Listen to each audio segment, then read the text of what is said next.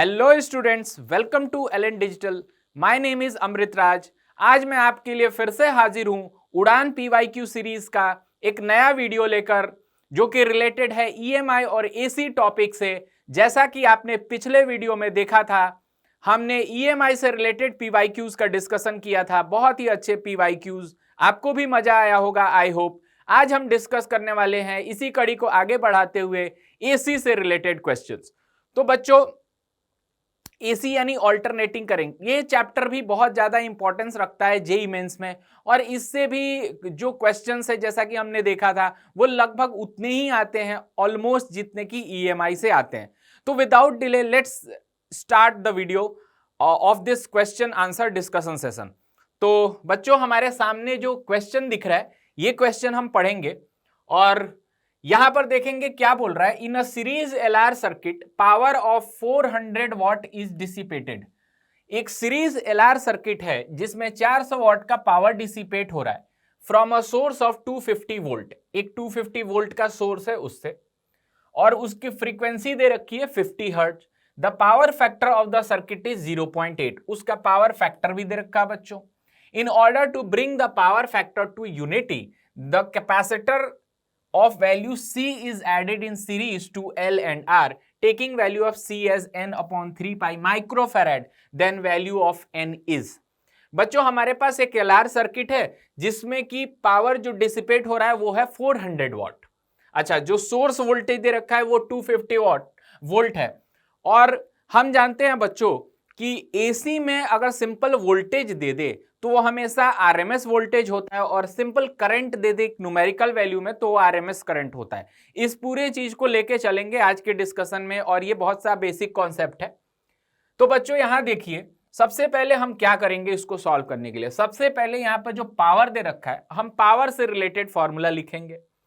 तो हम जानते हैं जो ये एलआर सर्किट है ये 250 वोल्ट इसका वोल्टेज है और 50 हर्ट्ज फ्रीक्वेंसी है। यहां पर जो हम पावर का फॉर्मूला जानते हैं P इज इक्वल टू ये होता है V² upon Z into cos phi. यहां पर ऑब्वियसली जो V है वो आरएमएस वोल्टेज है।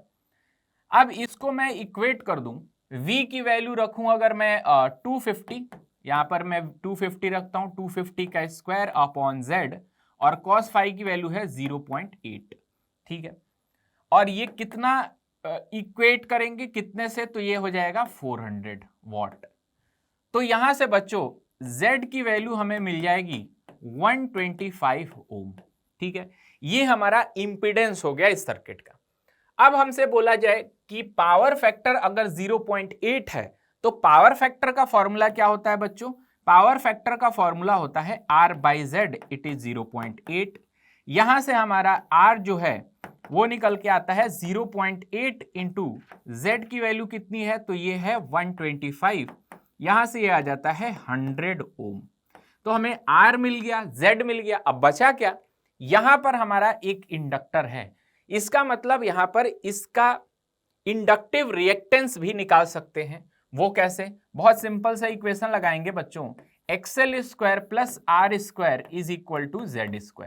ठीक है, अब यहां से हम लिख सकते हैं XL² is equal to Z minus R²। यहां Z² होगा तो Z² माइनस R²। तो बच्चों देखिए यहां Z की वैल्यू कितनी है, तो Z की वैल्यू है 125। 125 का स्क्वायर माइनस रेजिस्टेंस कितना है 100 का स्क्वायर। तो अब हमारा जो ये वैल्यू निकल के आएगा ये आ जाएगा, इसमें हम A² माइनस B² का फॉर्मूला अगर यूज कर दें तो ये आ जाएगा 225 इंटू 25। ये हमारा XL² आ गया। तो यहां से जो XL की वैल्यू निकल के आएगी ये आएगी हमारी 75 ओम। बहुत ही बढ़िया, हमने XL निकाल लिया, R निकाल लिया और Z निकाल लिया। अब हम जानते हैं कि उसका पावर फैक्टर यूनिटी करने के लिए हमें रेजोनेंस कंडीशन के बारे में सोचना होगा, बिकॉज रेजोनेंस में ही पावर फैक्टर किसके बराबर मिलता है, यूनिटी यानी 1 के बराबर। तो कितने का इसमें कैपेसिटर ऐड कर दिया जाए, बेसिकली हमसे ये पूछा है। तो इस केस में हम जानते हैं XL is equal to XC। ठीक है बच्चों, तो यहां पर XL की वैल्यू हमें मालूम है इट इज 75, और XC की वैल्यू हम जानते हैं this is 1 upon omega C। ठीक है, ये XC की वैल्यू आ गई। अब इसको अगर मैं इक्वेट करूं 1/ओमेगा c को 75 से, तो देखिए 1/ओमेगा c इज इक्वल टू 75। अच्छा, ओमेगा की वैल्यू देख लेते हैं बच्चों। ओमेगा की वैल्यू हम कैसे निकाले, तो यहां पर f दिया हुआ है, तो हम एक रिलेशन जानते हैं, omega is equal to 2πf। तो यहां से आ जाता है 2π और f की जगह आ जाएगा 50, तो ये आ जाएगा 100π। तो बच्चों यहां पर ओमेगा की जगह 100π अगर सब्स्टिट्यूट कर दें तो c की वैल्यू आ जाएगी 1/75 इंटू 100π। ठीक है। अच्छा, इसको हमें एक खास नंबर से इक्वेट करना है जो कि यहां पर दिया हुआ है, बिकॉज मुझे n की वैल्यू फाइंड आउट करनी है। n/3π माइक्रोफैराड है। ध्यान रखना, इस यूनिट का भी बहुत ज्यादा इंपॉर्टेंस है। तो इसको मैं लिखूंगा n/3π microfarad, that means 10⁻⁻⁻⁶, because left hand side already SI unit में आ रहा है। इस पाई से पाई कैंसिल हो जाएगा और ये 25 टाइम्स कैंसिल हो जाएगा। यहां से अगर हम सॉल्व करेंगे n के लिए, तो यहां से n की वैल्यू जो हमें मिलेगी वो मिलने वाली है 400। तो ये आ जाएगा n की वैल्यू 400, यही हमारा करेक्ट आंसर है। तो ये fill in the blanks type है जिसमें हमें इंटीजर वैल्यू देनी है, तो इसका आंसर हो गया 400। ये 2015 का क्वेश्चन है। चलिए बच्चों आगे बढ़ते हैं, नेक्स्ट क्वेश्चन लेते हैं।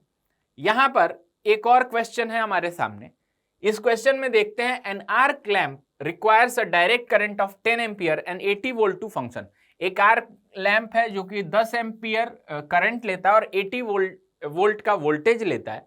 If it is connected to a 220 volt RMS 50 hertz AC सप्लाई, the series inductor needed for it. कितना सीरीज इंडक्टर उसके लिए चाहिए। ठीक है बच्चों, अब हम सबसे पहले ये जो वैल्यूज है ना, ये उस आर्क लैंप के लिए DC की वैल्यूज है। तो इसके लिए ये जो कनेक्शन है ये DC का कनेक्शन है। ऑब्वियसली ये जो फंक्शन कर रहा है 80 वोल्ट इसके अक्रॉस पोटेंशियल डिफरेंस हो गया और 10 एम्पियर इससे जाने वाला करंट हो गया।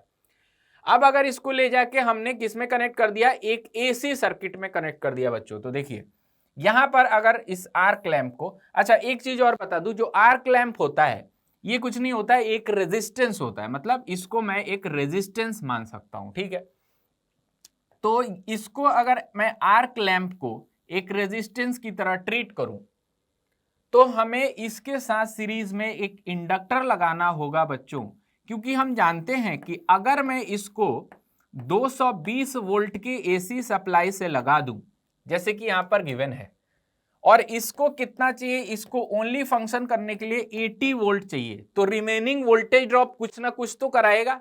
तो यहां पर हमने उसके लिए क्वेश्चन के अकॉर्डिंग इंडक्टर लिया है। ठीक है, तो हम एक चीज जान सकते हैं यहां पर, वो ये है कि ये जो रेजिस्टेंस है इसके अक्रॉस 80 वोल्ट का ड्रॉप है और net drop across both the components, ये हमारा इंडक्टर है, वो कितना आना चाहिए 220 वोल्ट। अच्छा, तो यहां पर हम ऐसा नहीं लिख सकते हैं कि ये जो रेजिस्टेंस R है, तो हम ऐसा बिल्कुल नहीं लिख सकते हैं कि वोल्टेज अक्रॉस R प्लस voltage across inductor is equal to 220, because बच्चों ये फॉर्मूला DC में लगता है और यहां AC के लिए इसको हम डायरेक्ट नहीं लिख सकते हैं फॉर RMS वैल्यूज। तो ये हम कभी नहीं गलती करेंगे।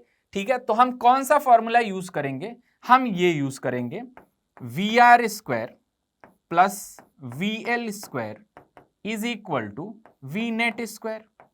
ठीक है, अब यहां पर VR स्क्वायर, अब इसके क्रॉस वोल्टेज कितना है बच्चों 80 है, तो ये आ जाएगा 80 का square plus VL square is equal to V net कितना है, ये नए AC सर्किट में 220 वोल्ट चाहिए हमें। ठीक है, अब यहां से हम देखेंगे कि VL स्क्वायर की जो वैल्यू आएगी, तो ये इसका स्क्वायर रहेगा, ये आ जाएगा 220 का स्क्वायर माइनस 80 का स्क्वायर। इसको अगर मैं सिंप्लीफाई करूं तो A square minus B square लगा के मैं इसको सिंप्लीफाई कर सकता हूं। कैसे, ये आ जाएगा हमारा 300 इंटू, और ये कितनी वैल्यू आ जाएगी बच्चों, तो 300 इंटू 140। ठीक है, इसको फर्दर सिंप्लीफाई करते हैं, VL square is equal to 300, VL square is equal to 300 into 140। तो यहां से जो VL की वैल्यू है ये कितनी आ जाएगी, ये आ जाएगी हमारी 42 000, ठीक है, इसका रूट, तो हम ये जानते हैं दिस इज 10√420, ये आ जाएगा मेरा VL, ठीक है। अब हमसे क्या पूछा है, हमें इंडक्टर की वैल्यू पूछिए, इंडक्टर की वैल्यू क्या होगी, ठीक है। अब इंडक्टर की वैल्यू देखिए, इसको मैं लिख सकता हूं omega into L into I, because I into ये है एक्सएल, आई इंटू एक्सएल किसके बराबर होगा, VL के बराबर होगा। तो VL की वैल्यू कितनी है, 10√420। अच्छा, हम ये जानते हैं कि जो ये हमारा बल्ब है ये 10 एम्पियर करंट पर चल रहा है, तो इस सर्किट में भी ये किस पर चलेगा, ये 10 एम्पियर करंट पर भी पर ही चलेगा, और ये जो इंडक्टर है इससे भी 10 एम्पियर जाएगा, बिकॉज ये दोनों किस में है, सीरीज में है, ठीक है। तो यहां पर भी मैं आई की जगह कितना ले लूंगा बच्चों, 10 into XL is equal to 10√420, ठीक है। तो 10 से 10 कैंसिल हो गया, एक्सएल की वैल्यू ओमेगा इंटू एल है, अब यहां से एल निकाल लेंगे, ये आ जाएगा √420 अपॉन ओमेगा की वैल्यू आएगी 2πf, ठीक है। अब फ्रीक्वेंसी कितनी दे रखी है, 50 हर्ट्ज दे रखी है बच्चों, ये आ गया √420 अपॉन ये आ जाएगा 100 पाई। अब इसको सिंप्लीफाई करेंगे बच्चों, तो ये लगभग आने वाला है 0.065 हेनरी। इसका मतलब कि अगर हम ऑप्शंस में चेक करें तो ये हमारा फर्स्ट ऑप्शन करेक्ट है। तो देखिए ये एक क्वेश्चन था जिससे हम ये एनालाइज कर सकते हैं कि एक रेजिस्टेंस को जो कि डीसी में फंक्शन कर रहा है उसको एसी में ले जाके किस तरह से कनेक्ट करें कि वो उतने ही वोल्टेज पर चले जितना कि वो रिक्वायर्ड रखता है। तो उसके लिए हमने क्या कर दिया, एक सीरीज में इंडक्टर यूज कर लिया। चलिए बहुत ही बढ़िया, आगे बढ़ते हैं नेक्स्ट क्वेश्चन की ओर बच्चों। अगला क्वेश्चन आपके सामने है, देखिए बहुत ही इजी सवाल है, बहुत ही इजी, इससे इजी हो ही नहीं सकता है। तो हमारे सामने एक क्वेश्चन है, in an AC circuit the instantaneous EMF and current are given by, एक हमारा इंस्टेंटेनियस ईएमएफ का इक्वेशन दे रखा है या इंस्टेंटेनियस वोल्टेज बोल ले, और ये करंट है, ठीक है। इस इक्वेशन को देख के एक बात तय हम बोल सकते हैं कि जो करंट है ये वोल्टेज से π/4 पीछे है, यानी 45 डिग्री पीछे है, 45 डिग्री लैग कर रहा है। In one cycle of AC the average power consumed by the circuit and wattless current are, ठीक है। इसमें एवरेज पावर पूछा और वॉटलेस करंट। तो बच्चों हम जानते हैं एवरेज पावर का फॉर्मूला। अच्छा, सबसे पहले इसका मैं एक छोटा सा फेजर बना लूं साइड में तो अच्छा होगा। अगर यहां पर ईएमएफ को देखें तो ईएमएफ आगे है और करंट क्या है, पीछे है, ठीक है। तो इस पर मैं लिख देता हूं E, और ये हो गया करंट I, और ये कितना एंगल से है, ये 45 डिग्री, ठीक है। अब यहां पर पावर का जो फॉर्मूला यूज करेंगे वो यूज करेंगे VRMS into IRMS into cos phi. अच्छा, फाई क्या है, फाई है phase angle between voltage and current, ठीक है। इसके बीच में जो फेज एंगल है ये वो वैल्यू है। अब VRMS कहां से आएगा बच्चों, तो देखिए यहां पर हमारे पास V0 की वैल्यू है which is maximum value of voltage 100 है, तो RMS क्या हो जाएगा, 100/√2 हो जाएगा। अच्छा, IRMS in the same way ये हो जाएगा 20 पीक वैल्यू अपॉन √2, और cos फाई की वैल्यू कितनी है बच्चों, cos फाई की वैल्यू है हमारे पास cos 45 डिग्री विच इज 1/√2। तो यहां से हम देखेंगे कि ये हमारा आ जाएगा 1000/√2, यानी कि यहां पर हमारा एवरेज पावर का वैल्यू आया 1000/√2। अब देखिए इन ऑप्शंस को, हमारे पास एक ऑप्शन ही है जिसमें एवरेज पावर की वैल्यू 1000/√2 दे रखी है। तो अगर हम बाकी ऑप्शंस को ना भी चेक करें, टाइम सेविंग की जरूरत हो एग्जाम में, तो बिल्कुल हम पहला ऑप्शन टिक मार के आगे बढ़ सकते हैं, इसमें कोई डाउट नहीं है। लेकिन वेरिफिकेशन के लिए इसमें हम सेकंड ऑप्शन भी सॉल्व करेंगे, बिकॉज इसमें वॉटलेस करंट पूछा है। देखिए बहुत छोटी सी चीज है लेकिन बहुत ज्यादा इंपॉर्टेंस है।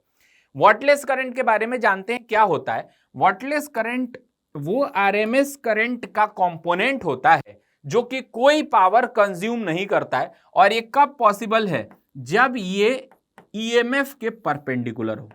That means component of IRMS perpendicular to VRMS, यानी इसके बीच में 90 डिग्री है, ये 45 है, तो ये एंगल भी कितना है, 45। तो इसका ये वाला कंपोनेंट कितना आएगा, तो दिस इज आई साइन 45 या कॉस 45 लिख लीजिए, तो आई इंटू 1/√2, तो ये वॉटलेस करंट आ जाएगा। तो आई वॉटलेस इज इक्वल टू, इसमें करंट कितना है, आरएमएस करंट है 20/√2, तो ये आ जाएगा 20/√2 का 1/√2 मल्टीप्लाई होके, तो ये आ जाएगा 10। इसलिए 10 एम्पियर इसमें सेकंड पार्ट का आंसर होगा, जो कि फर्स्ट ऑप्शन में ऑलरेडी दिख रहा है। तो हमारा इसमें ऑप्शन नंबर 1 करेक्ट है। चलिए बच्चों, ये भी क्वेश्चन हमने काफी सिस्टमेटिक तरीके से इजीली सॉल्व कर लिया। हमारे पास एक सर्किट है जहां पर दिया हुआ है the angular frequency of alternating current in an LCR circuit is 100 radian per second. The components connected are shown in the figure. Component जो कनेक्टेड है वो फिगर में दिखाया गया है। Find the value of inductance of the coil and capacity of the conductor. ये जो capacity है कंडक्टर का, ये हमें बताना है। सबसे पहले एक चीज ध्यान से देखिए बच्चों, यहां पर जो टेक्निक है, यहां पर ये वाला हमारा स्विच है, ये ओपन है। ये स्विच ओपन है मतलब ये जो रेजिस्टेंस है किसी काम का नहीं है, ये केवल ध्यान भटकाने के लिए, मतलब कि ये हमें डिस्ट्रैक्ट करेगा। कई बार ऐसे गार्बेज डेटा और गार्बेज वैल्यूज देती है क्वेश्चन में बच्चों, जो हमें कुछ ना कुछ इधर उधर डिस्टर्ब करती है और हमारा ध्यान अपनी ओर खींचती है, और हम ये सोचने लग जाते हैं अरे भाई 40 ओम का क्या करें। नहीं, इसका कुछ नहीं करना है भाई, ये ओपन स्विच है, ओपन स्विच में करंट जाके क्या करेगा। अब आते हैं क्वेश्चन पर। तो ये एक नजर में दिख जाना चाहिए बच्चों, जैसे हम क्वेश्चन देखा एक नजर में दिख जाना चाहिए। आइए बच्चों देखते हैं। The angular frequency of alternating current in LCR circuit is 100 radian per second. ये जो एंगुलर फ्रीक्वेंसी है वो है 100 radian per second. The components connected है shown in the figure. Components connected है, ये दिखाया गया, ये 60 ओम, ये है 10 वोल्ट और ये है 20 वोल्ट। ठीक है। Find the value of inductance of the coil and capacity of the conductor. बच्चों एक चीज देखिए, यहां पर जो रेजिस्टेंस है ये 60 ओम और इसके क्रॉस जो वोल्टेज है ये 15 वोल्ट। तो हम क्या यहां से I निकाल सकते हैं, I is equal to V upon R, और V अपॉन R करें तो ये आ जाएगा 1/4। ठीक है, 1/4 एम्पियर आ गया। अच्छा, सेम करंट इसके इंडक्टर के थ्रू बहेगा, बिकॉज इंडक्टर सीरीज में है इसके साथ और कैपेसिटर भी सीरीज में है, तो इंडक्टर के थ्रू यही I बहेगा और इसके क्रॉस जो वोल्टेज है विच इज 20 वोल्ट। तो हम लिख सकते हैं I into XL is equal to 20 volt. ठीक है, अब यहां से एक्सएल की जो वैल्यू आएगी वो आ जाएगी 20 अपॉन 1/4, तो ये 4 से मल्टीप्लाई हो जाएगा, ये आ जाएगा 80। ठीक है, तो यहां से ये 80 हमारा क्या आ गया, 80 ओम आ गया एक्सएल। अच्छा, अब एक्सएल की वैल्यू क्या हमें ओमेगा एल लिख सकता हूं, इट इज 80। ठीक है, अब देखिए यहां पर ओमेगा की वैल्यू कितनी दे रखी है बच्चों, यहां पर ये डायरेक्ट 100 रेडियन पर सेकेंड, ये है 100 radian per second into L is equal to 80। तो एल की वैल्यू कितनी आ गई, 0.8 हेनरी। अब ऑप्शन में चेक करते हैं, एल जहां 0.8 दे रखा है तो हमारे पास दो ऑप्शन निकल के आते हैं, ऑप्शन 1 ऑप्शन 2। अब इसमें कैपेसिटेंस अलग अलग है, तो कैपेसिटेंस के लिए भी सॉल्व करना पड़ेगा। डेफिनेटली कैपेसिटेंस के लिए सॉल्व करें तो यहां से हम लिख सकते हैं I into XC is equal to 10 volt, इसके अक्रॉस 10 वोल्ट है, तो यहां से एक्सी की वैल्यू निकल के आएगी 10 अपॉन 1/4, तो ये 4 से मल्टीप्लाई हो जाएगा, ये आ जाएगा 40। एक्सी को लिख सकते हैं 1 upon omega C is equal to 40। तो मैं यहां से सी को लिख सकता हूं, सी को मैं लिख सकता हूं यहां से 1 अपॉन ओमेगा इंटू 40। ठीक है, तो ये 1 अपॉन ये कितना आ जाएगा 40 इंटू और ओमेगा की वैल्यू है 100। अगर इसको मैं सिंप्लीफाई करूं तो ये आ जाता है हमारा 250 माइक्रोफैराड। इसका मतलब 250 माइक्रोफैराड। किस ऑप्शन में दिख रहा है, 1 और 2 में, तो यहां पर सेकंड ऑप्शन में दिख रहा है 0.8 हेनरी एंड 250 माइक्रोफैराड। चलिए बच्चों, ये क्वेश्चन भी हमने सॉल्व कर लिया। आगे बढ़ते हैं नेक्स्ट क्वेश्चन की ओर। नेक्स्ट क्वेश्चन में हम क्या देख रहे हैं, an LCR circuit contains resistance of 110 ohm and a supply of 220 volt at 300 radian per second. ये डायरेक्ट यहां पर अगेन ओमेगा दे दिया है। ठीक है, और रेजिस्टेंस कितना है 110, supply voltage 220, angular frequency 300 radian per second angular frequency है। If only capacitance is remove from the circuit current lags behind voltage by 45 degree. इसमें बोला गया कि अगर केवल कैपेसिटेंस हटा दो तो करंट वोल्टेज से 45 डिग्री पीछे हो जाता है, और अगर केवल इंडक्टर हटा दो तो बोल रहा है current leads by 45 degree, current 45 degree lead कर जाता है वोल्टेज से, the RMS current flowing in the circuit.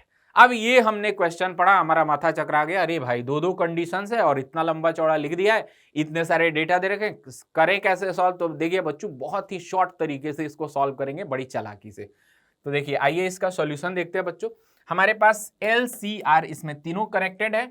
सबसे पहले कैपेसिटेंस को हटा दिया तो ये LR सर्किट बन गया। दिमाग में ये इमेज बना के रखिएगा, LR सर्किट बना। तो LR सर्किट में हम जानते हैं इस केस में दे रखा है कि current lags behind voltage by 45 degree. अगर इसको मैं रेफरेंस बनाऊं वोल्टेज को, तो यहां पर करंट आ जाएगा और इनके बीच में एंगल कितना आ जाएगा 45 डिग्री, यानी फाई की वैल्यू, फेज एंगल की वैल्यू आ जाएगी 45 डिग्री। ठीक है।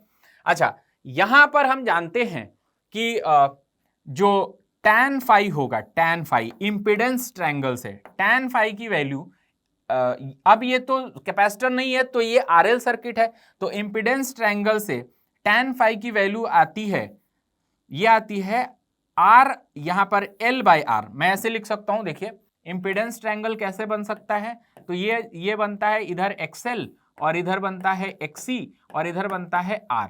तो यहां पर मैं ये लिख सकता हूं कि XC तो इसमें नहीं है, तो ये आ जाएगा XL अपॉन R। तो सिंपल सी बात है, इसको मैं लिख दूं, इसको अगर मैं लिख दूं XL अपॉन R, तो आई डोंट थिंक कि कोई प्रॉब्लम होगी, ये XL अपॉन R। बहुत ही बढ़िया, ठीक है। अच्छा, इसके बाद से मैं एक दूसरे सर्किट में बात करूं, जब उसने ये बोल रखा है कि जिसमें इंडक्टर हटा दिया और कैपेसिटर है, तब वो सर्किट कैसी हो जाएगी, तब वो RC सर्किट हो जाएगी। जब RC सर्किट के मैं इंपीडेंस ट्रायंगल की बात करूंगा, तो उस केस में हमारा, अगर इसको मैं बोल दिया अगेन tan फाई, ठीक है, tan phi is equal to, ये RC सर्किट के लिए है, RC सर्किट के लिए, तो ये आ जाएगा XC बाय R। ठीक है। अच्छा, दोनों में फाई क्यों लिया, बिकॉज बच्चों यहां पर 45 डिग्री और 45 डिग्री दोनों ही केस में गिवन है, इसलिए दोनों में फाई क्या है, सेम है। अब ये दोनों सेम है, तो इन दोनों से मैं कंक्लूड कर सकता हूं कि XL इज इक्वल टू किसके बराबर, XC के बराबर। अरे भाई मजा आ गया, यहां तो ये किसके बराबर हो गया, XL is equal to XC। That means ये रेजोनेंस कंडीशन, ये आते ही दिमाग में चमकना चाहिए, रेजोनेंस का केस आ गया और ये रेजोनेंस कंडीशन हो गई। रेजोनेंस कंडीशन आते ही XL और XC ये आपस में कट पिट गए, मर पिट गए, और बचा क्या इसमें, केवल रेजिस्टेंस। इसका मतलब वो सर्किट प्योर रेजिस्टिव हो गया। अब क्या है, अब इसमें आपको करंट निकालना है, करंट निकालना है तो केवल रेजिस्टेंस काम आएगा, और ये अप्लाइड वोल्टेज 220 और रेजिस्टेंस 110। ओवरऑल इसका आंसर आ जाएगा 2 एम्पियर, जो कि फोर्थ ऑप्शन में दिख भी रहा है। 2021 का ये क्वेश्चन है।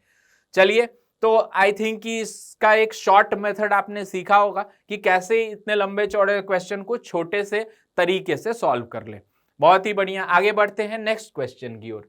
इस क्वेश्चन में बोल रहा है, ये भी 2021 का क्वेश्चन है। In a series LCR resonate circuit, resonate circuit आते ही हमारे दिमाग में रेजोनेंट की सारी कंडीशंस आ जानी चाहिए बच्चों।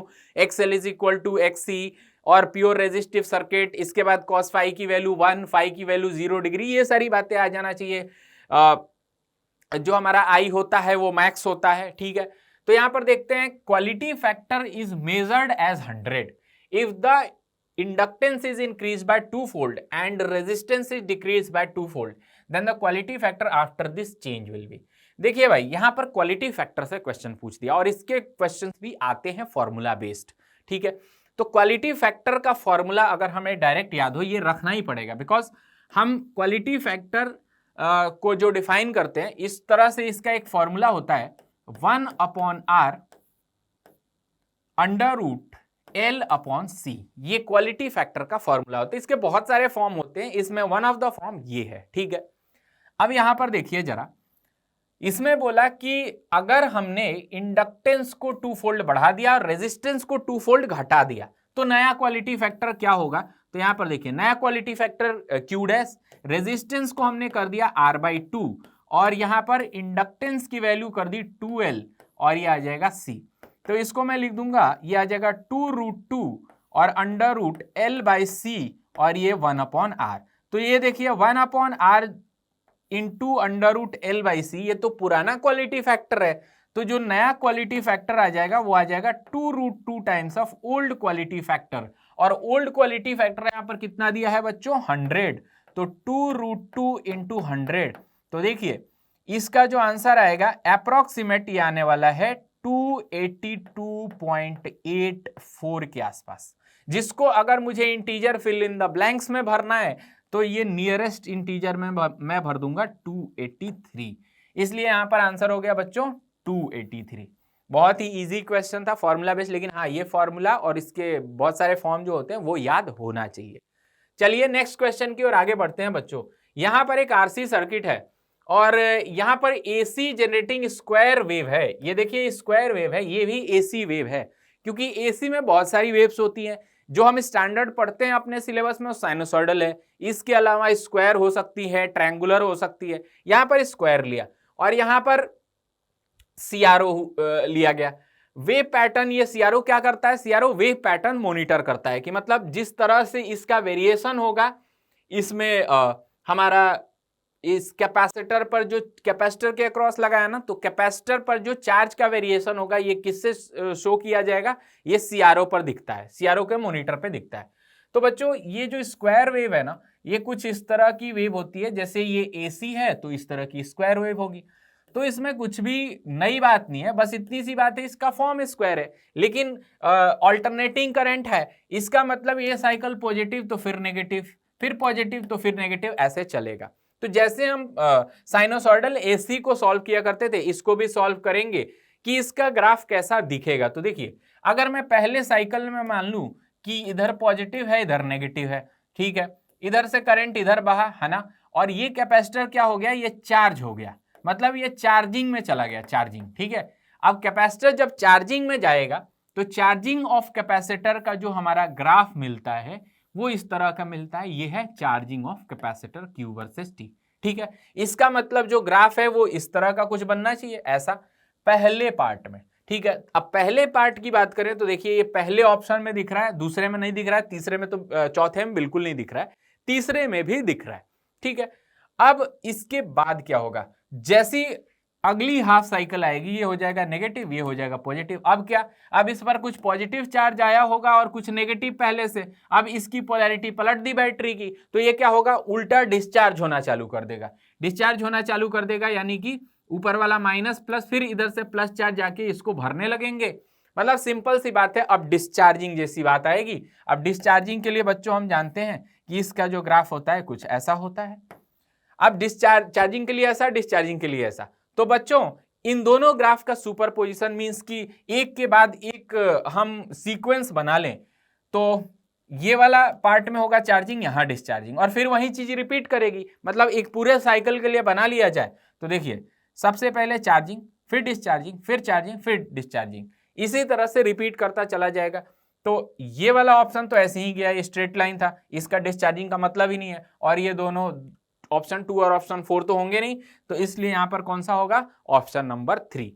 बहुत ही बढ़िया, ये क्वेश्चन भी सॉल्व कर लिया। अच्छा, अक्सर ऐसे क्वेश्चन देख कर ना बच्चे डर जाते हैं, क्या ये सीआरओ क्या है, हमें क्या मतलब सीआरओ क्या है। सीआरओ के बारे में हमें बहुत डिटेल भी नहीं पढ़ना है, हाँ बस इतना जानना चाहिए कि वो वेव पैटर्न जनरेट करता है, वो कुछ पैटर्न जनरेट करता है, मतलब कुछ ग्राफ जैसी चीज, उससे हम क्या करते हैं, ट्रेस करते हैं, है ना। तो बस इतना मालूम होना चाहिए, और उसके बाद से एसी की जो जनरल चीजें हैं बस वहीं लगा दो, तो कुछ भी नया नहीं है।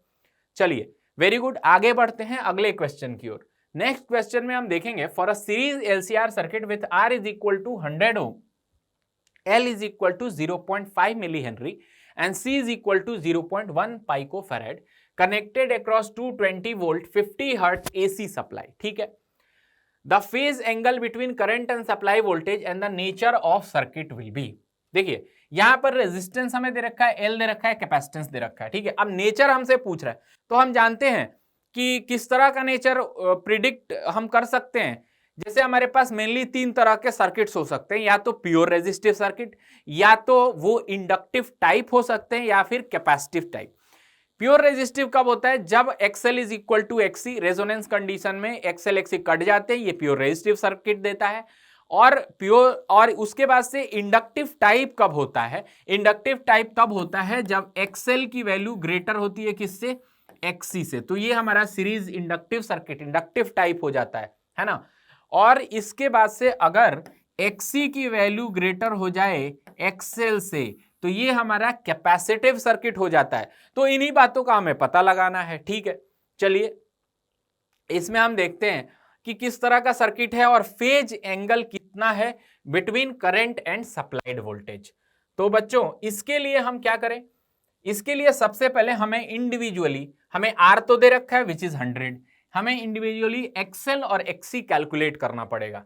तो यहां से अगर मैं XL कैलकुलेट करूं तो XL की जो वैल्यू आएगी हमारी XL, ये कितनी आ जाएगी? XL की वैल्यू ओमेगा इंटू L होती है। अच्छा, ओमेगा ओमेगा यहां पर चेक करते हैं बच्चों, F दे रखा है। तो अगेन हमारा सिंपल सा फॉर्मूला 2 पाई F into L, 2 pi into 50 और इंडक्टेंस की वैल्यू कितनी है? 0.5 मिली हेनरी। तो ये आ जाएगा into 10 raise to the power -3, ठीक है। अब बच्चों देखिए यहां पर इसको सिंप्लीफाई करें तो ये कितना आ जाएगा? 10 इंटू 0.5 तो ये 5 आ जाएगा। तो 2 पाई इंटू 50 इंटू 5 है ना। तो ये कितना आ गया? 250 इंटू 2 500 पाई, 500 पाई, ठीक है। ये हमारा कितना आ गया? XL की वैल्यू। अब XC देखते हैं, XC कितना होगा?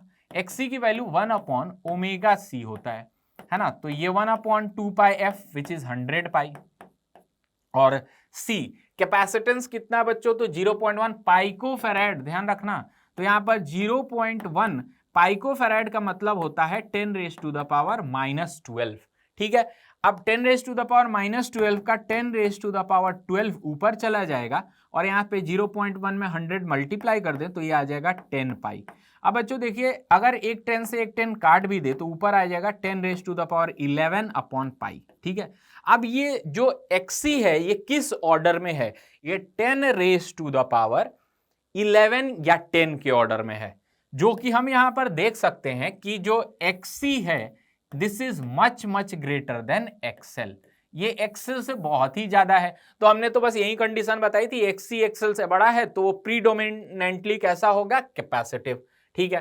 तो हमारे पास एक ही ऑप्शन है जिसमें कैपेसिटिव लिखा हुआ है, ऑप्शन नंबर 4। ये करते ही आंसर आ गया, लेकिन आगे ये दिया है 090, इसको भी चेक कर लेते हैं। कैसे चेक करें? बहुत सिंपल सी कहानी है। अगर मैं इंपेडेंस डायग्राम बनाऊं तो हम जानते हैं कि इधर बनता है XL और नीचे बनता है XC और इधर बनता है R।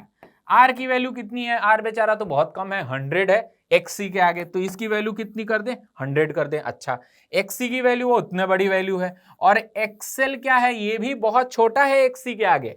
तो जो मेरा XC माइनस XL आएगा ना इंपेडेंस लिखने के लिए, इसमें हम XL की वैल्यू 0 कर देंगे। तो मैं फेजर अगर ड्रॉ करूं थोड़ा सा तो इसमें ऐसा दिखेगा कि रेजिस्टेंस बहुत छोटा है और इसके कंपैरिजन में यहां पर हमारा जो XC है ये XC बहुत बड़ा है और XL बहुत छोटा है, ठीक है। तो यहां पर XL बहुत छोटा है और XC बहुत बड़ा है, तो ऐसा कुछ आ जाएगा और ये ग्राफ क्या आ जाएगा? इस तरह से। तो यहां पर हम देख सकते हैं ऑलमोस्ट ये 90 डिग्री होगा। किसके बीच में एंगल? तो हमारे पास वोल्टेज और करंट के बीच में, बिकॉज करंट इस लाइन पर आएगा तो वोल्टेज वही होगा जो VC के अक्रॉस होगा, है ना। तो ये 90 डिग्री का एंगल दिखेगा, इसलिए हमारा जो ऑप्शन नंबर 4 है ये हमारा करेक्ट ऑप्शन है। चलिए इसमें अब आगे बढ़ते हैं। आगे जब हम बढ़ेंगे तो अ series LCR circuit driven by 300 volt at a frequency of 50 hertz contains a resistance R is equal to 3 kilo ohm. An inductor of inductive reactance XL दिया हुआ है and unknown capacitor दिया हुआ है. The value of capacitance to maximize the average power should be. अब अगर हम चाहते हैं कि मैक्सिमम पावर आए सर्किट में तो हमें कैपेसिटेंस की वैल्यू पूछिए। अगेन मैंने बताया कि रेजोनेंस कंडीशन में ये सारी बातें होती है, मैक्सिमम पावर, मैक्सिमम करंट। इसका मतलब ये वर्ड आते ही मैक्सिमम एवरेज पावर हमें रेजोनेंस कंडीशन याद आ जाना चाहिए। ठीक बात है। अब रेजोनेंस याद आते ही हमारे दिमाग में क्या बनना चाहिए, XL is equal to XC. ठीक है बच्चों, तो यहां पर एक्सएल की वैल्यू कितनी है, ये है 250, ये कितनी है 250 पाई, बहुत ही बढ़िया। एक्सी, हमें एक्सी कैसे लिखना है, तो ये लिखना है 1/ओमेगा c। ठीक है, यहां पर अगेन फ्रीक्वेंसी दे रखा है 50 हर्ट्ज, तो ओमेगा आ जाएगा 100 पाई, और c की वैल्यू कितनी आएगी 1/100 पाई इंटू 25, और ये इंटू 10 यानी कि 250 इंटू पाई। ठीक है, तो ये आ जाएगा हमारा पाई स्क्वायर। ठीक है, तो ये 1 आ जाएगा 25, 1/25, 000 25,000 हो गया, इंटू पाई स्क्वायर। तो पाई स्क्वायर को यहां पर हमने बोला है 10 ले लो, तो यहां पर ये 10 आ गया पाई स्क्वायर। ठीक है, और 1 से ये पूरी क्वांटिटी डिवाइड हो गई।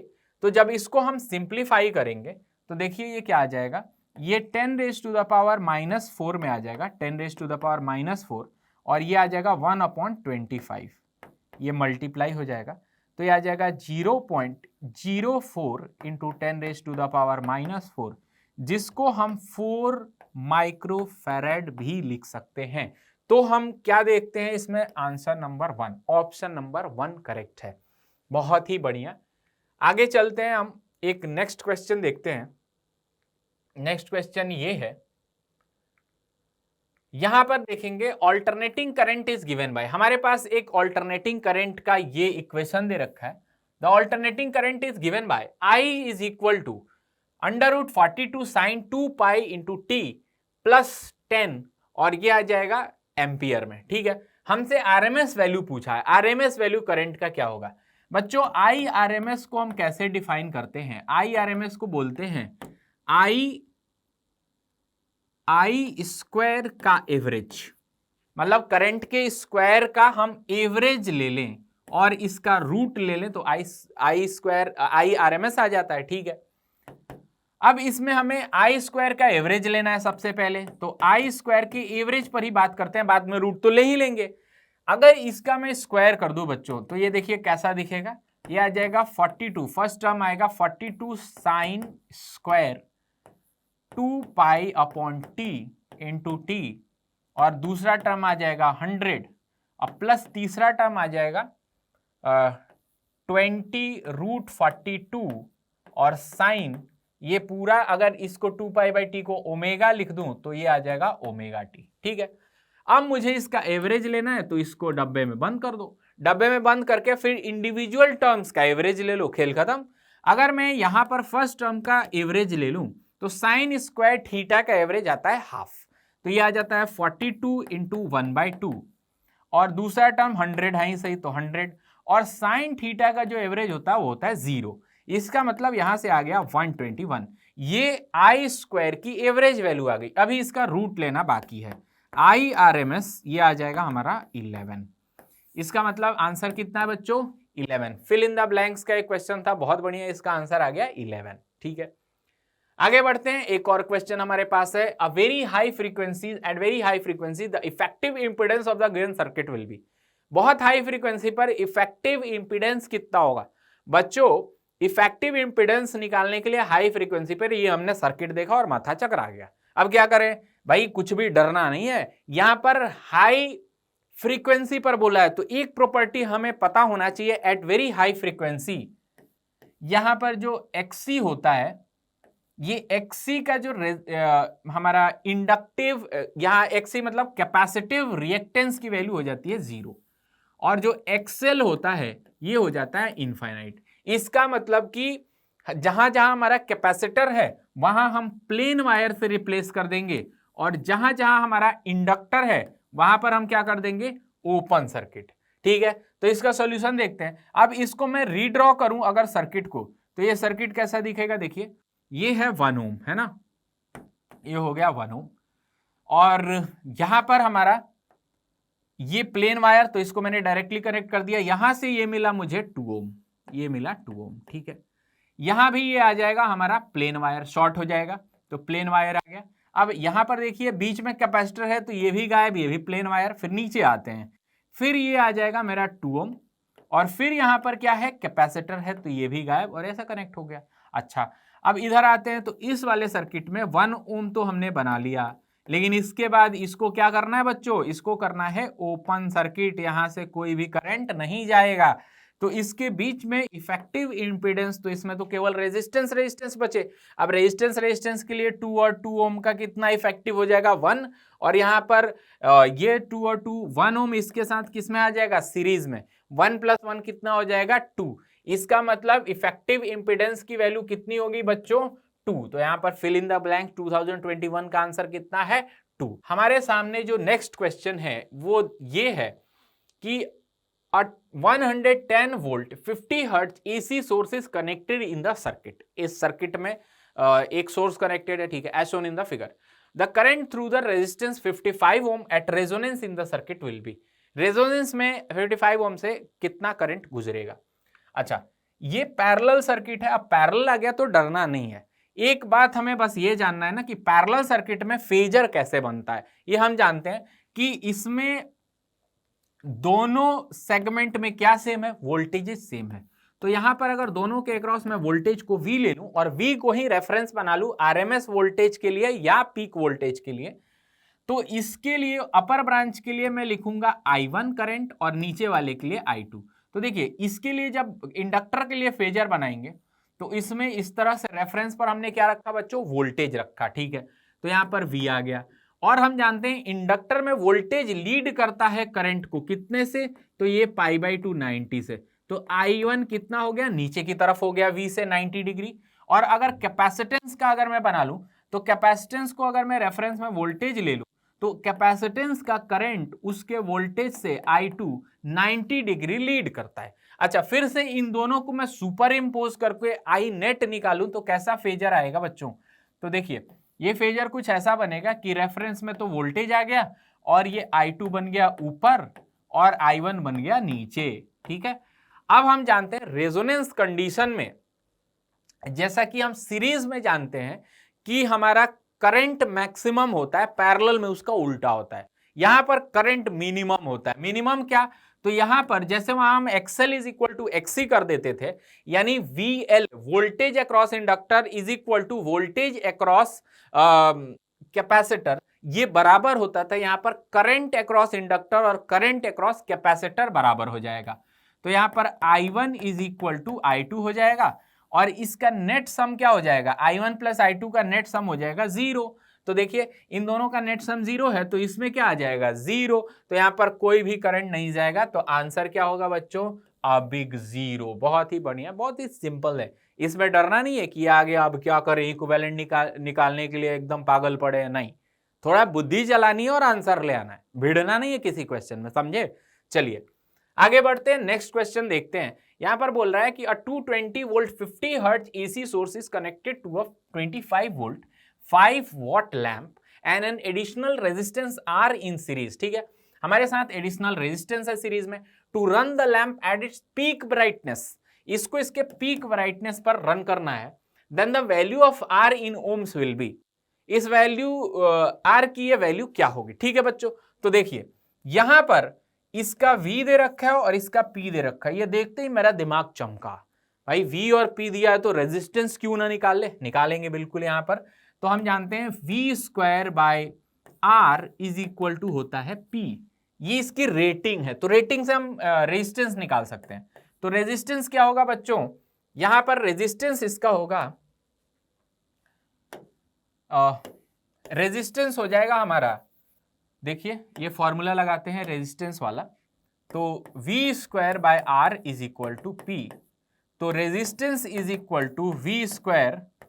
V²/P, ठीक है। V कितनी है, तो V यहां पर है 25 का स्क्वायर अपॉन पावर कितना है 5, बहुत ही बढ़िया 25, तो यानी ये आ जाएगा 625/5 विच इज 125 ओम, बहुत ही बढ़िया, ये इसका रेजिस्टेंस आ गया। अच्छा, बल्ब है तो इसका एक रेजिस्टेंस आ गया 125। अच्छा, अब यहां देखिए, ये भी इसके साथ सीरीज में एक रेजिस्टेंस है जिसकी वैल्यू कितनी है, R है, हमें नहीं मालूम।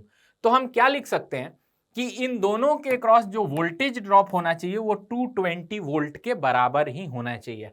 तो इसमें सिंपल सी बात हम लिखेंगे, आई इंटू आर इक्विवेलेंट, दोनों का इक्विवेलेंट, या आई इंटू जेड बोल सकते हैं एसी के लिए, और जेड की वैल्यू आर इक्विवेलेंट के बराबर ही आएगी, इज इक्वल टू 220 वोल्ट, है ना। तो यहां से आई देखिए कहां से आएगा, तो आई हम यहां से निकाल सकते हैं। देखिए यहां पर क्या है, हमें इसका रेटिंग दिया है पावर का और वोल्टेज दिया है, तो हम एक और फॉर्मूला जानते हैं, V into I is equal to power, तो I is equal to P by V, तो 5/25 ये आ जाएगा 1/5। तो यहां पर I की वैल्यू 1/5 रखें तो R इक्विवेलेंट की वैल्यू आ जाएगी 220 और 1/5 उधर डिवाइड हो जाएगा तो ये 5 से मल्टीप्लाई हो जाएगा। इसकी वैल्यू कितनी आ जाएगी, तो ये आ जाएगी 1100, ठीक है। और R इक्विवेलेंट क्या आ जाएगा, तो इस लैंप का रेजिस्टेंस, ठीक है, तो R ऑफ द लैंप और प्लस ये R, ठीक है। इस लैंप का रेजिस्टेंस कितना है 125 इज इक्वल टू 1100, तो यहां पर ये 125 रख दें तो R is equal to 1100 minus 125, ये आ जाएगा 975। 975 ohm is the right answer, 975 इसमें राइट आंसर आएगा। आगे बढ़ते हैं, यहां पर एक और क्वेश्चन है हमारे पास, an LCR series circuit of capacitance 62.5 nanofarad and a resistance of 50 ohm is connected to an AC source of frequency 2 kilohertz for maximum value of amplitude of current in the circuit, the value of inductance will be। ये भी 2023 का question है। तो देख रहे हैं ना किस तरह से फ्रीक्वेंसी जो रेजोनेंस टाइप के क्वेश्चंस की है वो आ रही है, रेजोनेंस के क्वेश्चन अलग अलग तरीके से, तो वहीं सबसे ज्यादा इंपॉर्टेंट बन जाता है इस चैप्टर के लिए। तो यहां पर देखें अगेन हमारा इस बार बोला amplitude of current in the circuit should be maximum, that means कि वो रेजोनेंस कंडीशन है।